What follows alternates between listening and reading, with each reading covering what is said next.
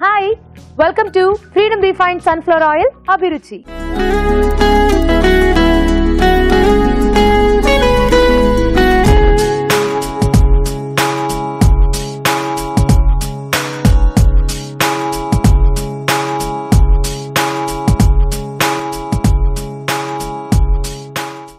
Saturday కాబట్టి తల్లులు వాళ్ళ పిల్లలు కోరుకున్న వంటల్ని మధురం మమకారం సెగ్మెంట్ లో చేస్తారు. బట్ దానికన్నా ముందు ఘుమఘుమల్లో రాజుగారు ఏం చేయబోతున్నారో చూసేద్దామా?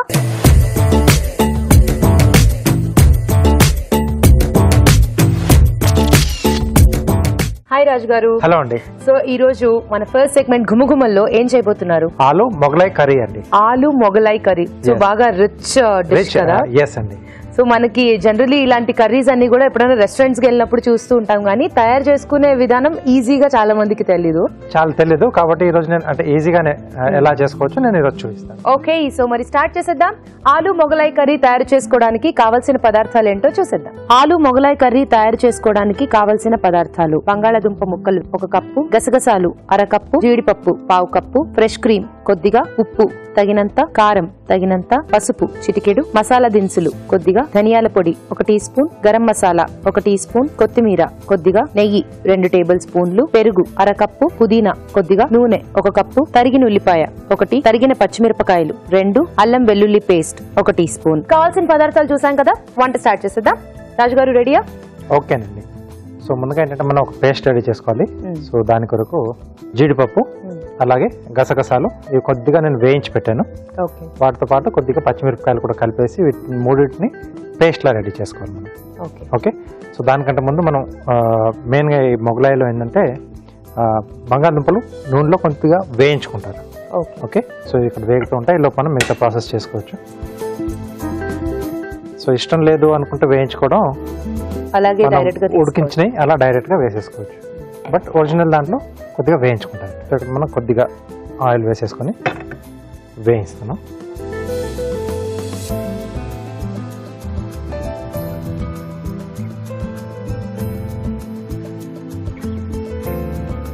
సో ఇవి వేగుతూ ఉంటాయి, ఈలోపు మనం పేస్ట్ రెడీ చేసుకున్నామండి. జీడిపప్పు, గసగసాలు. సో ముందుగా ఈ రెండు కలిపేసి ఒకసారి మనం పొడి చేసుకుందాం. సో పచ్చిమిర్చి ఇవన్నీ కొంచెం యాడ్ అవుతే అది గసగసాలు కొంచెం నలగడం కష్టం అవుతుంది.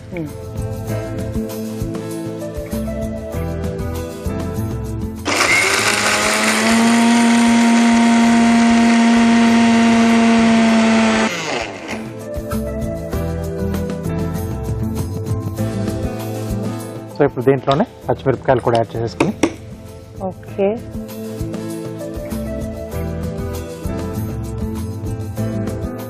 వాటర్ యాడ్ చేసేసి ఫైన్ పేస్ట్ రెడీ చేసుకోవాలి.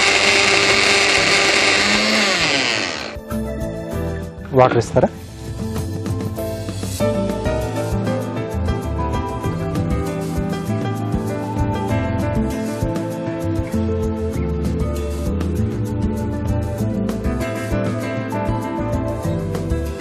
సో ఇంకొంచెం ఫైన్గా చేసేసుకుందాం.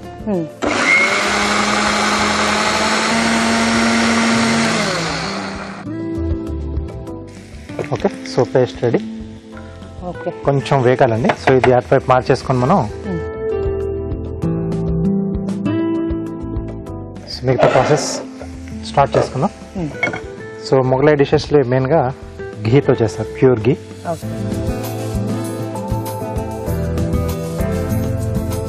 మసాలా దినుసులు. సో దీంట్లో ఏంటంటే పెద్ద ఇలాచి, కొద్దిగా చెక్క, లవంగాలండి, ఉల్లిపాయ ముక్కలు. అంత సన్నగా ఎలా చాప్ చేస్తారు రాజు గారు? మైన్యూట్ ఉన్నాయి చాలా. ఎస్, సో కొన్ని డిష్లకి ఇలా అవసరం వస్తుంది. లేదనుకుంటే కొంచెం మనం కచ్చాపచ్చగా పేస్ట్లా చేసి కూడా యాడ్ చేసుకోవచ్చు. ఓకే, సో దీనికి సన్నగా ఉంటేనే బాగుంటుంది. కొద్దిగా అల్లం వెల్లుల్లి పేస్ట్. ఓకే, సో ఉల్లిపాయ తర్వాత ఈ అల్లం వెల్లుల్లి పేస్ట్ కొంచెం మనకు బాగా వేగాలండి, అంటే పచ్చి వాసన పోయేంత వరకు. అల్లం వెల్లుల్లి పేస్ట్ అవన్నీ కొంచెం వేగాలి, అండ్ ఇక్కడ బంగాళదుంపలు కూడా వేగాలి. ఎస్, సో వేగుతూ ఉంటాయి. ఆలోపు ఒక చిట్కా చూసేద్దాం. ఇప్పుడు మీకోసం మొదటి చిట్కా, కందిపప్పు డబ్బాలో కనుక కొద్దిగా ఎండు కొబ్బరి చిప్పను వేసి ఉంచినట్లయితే పురుగు పట్టకుండా ఉంటుంది, చాలా రోజుల వరకు కూడా పప్పు తాజాగా ఉంటుంది. చిట్కా చూసాం కదా, వేగిపోయిందా రాజు గారు? ఓకేనండి. సో దీంట్లో మనం ముందుగా రెడీ చేసి పెట్టేసుకున్న పేస్ట్ అండి.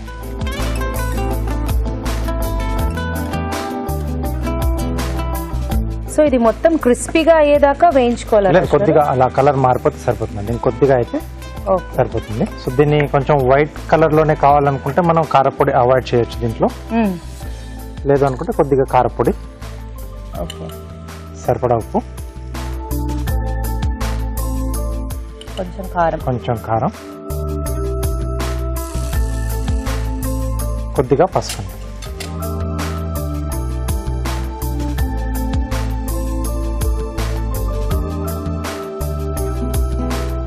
ఓకే. సో జీడిపప్పు వేసాం కాబట్టి అడుగు పట్టే ఛాన్స్ ఉంటుంది, కలుపుతూ ఉండాలి, కంటిన్యూగా అలా కలుపుతూ ఉండాలి. సో బటర్ నాన్స్, రోటీస్ లాంటి వాటికి చాలా బాగుంటుంది కదా రాజు గారు? చాలా బాగుంటుంది, రోటీ కాంబినేషన్ చాలా సూపర్ గా ఉంటుంది.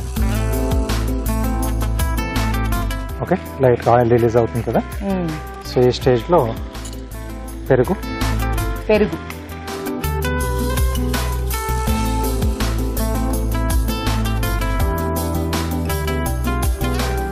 అలాగే ఫ్రెష్ క్రీమ్,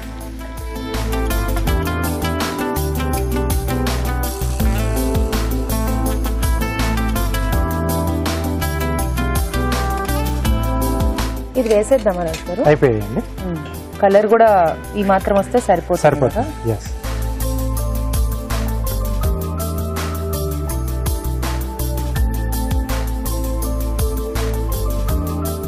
కొద్దిగా ధనియాల పొడి, కొద్దిగా గరం మసాలా, కొత్తిమీర. సో మనం కారం వేసినా కూడా మనకి ఆల్మోస్ట్ అయితే ఆ క్రీమీ కలర్ లోనే వచ్చేస్తుంది. కొద్దిగా పుదీనా,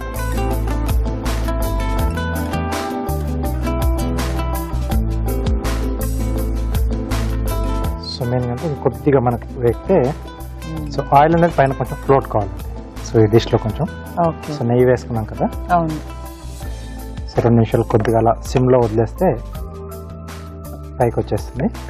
సో నెయ్యి వద్దు అనుకుంటే బటర్ తో కూడా చేసుకోవచ్చా రాజు గారు? బాగుంటుంది. సో నెయ్యి బటర్ ఈక్వల్, ఆయిల్ తో కూడా చేసేసుకోవచ్చు.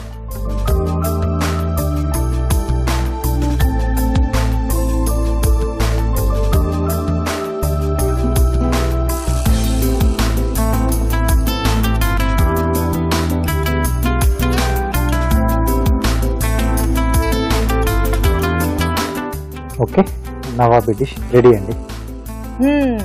గుమగుమలాడిపోతుంది ఆలు మొగలాయి కర్రీ.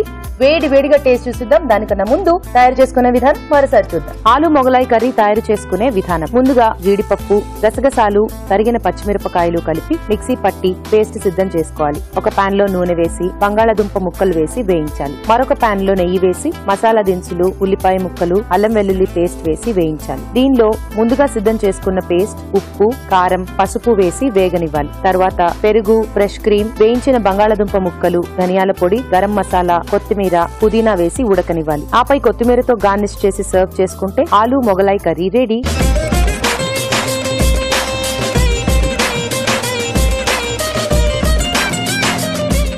ఆలు మొగలాయి కర్రీ ఎలా ఉందో టేస్ట్ చూసి చెప్తానండి.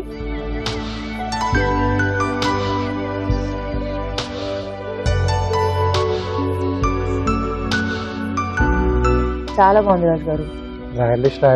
Royal dish. సో ఆ జీడిపప్పు అవన్నీ వేశారు అండ్ బంగాళదుంప కూడా వేయించడం వల్ల కొంచెం మంచి టేస్ట్ వచ్చింది. అన్ని స్పైసెస్ యాడ్ చేసి ఆ ఫ్రెష్ క్రీమ్, పెరుగు చాలా బాగుంది. ప్రతిదీ కూడా తెలుస్తోంది. ప్రతి ఒక్క ఇంగ్రీడియంట్ దాంట్లో యాడ్ చేసిన కూడా మనకు తింటున్నప్పుడు ఆ ఫ్లేవర్ అనేది బాగా తెలుస్తుంది.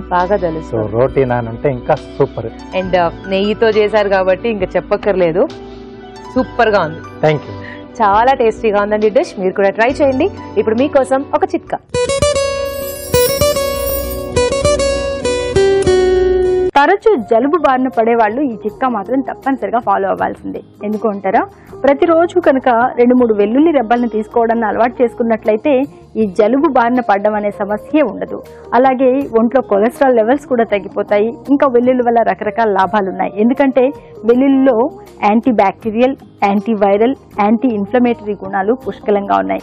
కాబట్టి రోజు వెల్లుల్లి తీసుకోవడం అలవాటు చేసుకుంటే మన ఆరోగ్యానికి ఎంతో మేలు.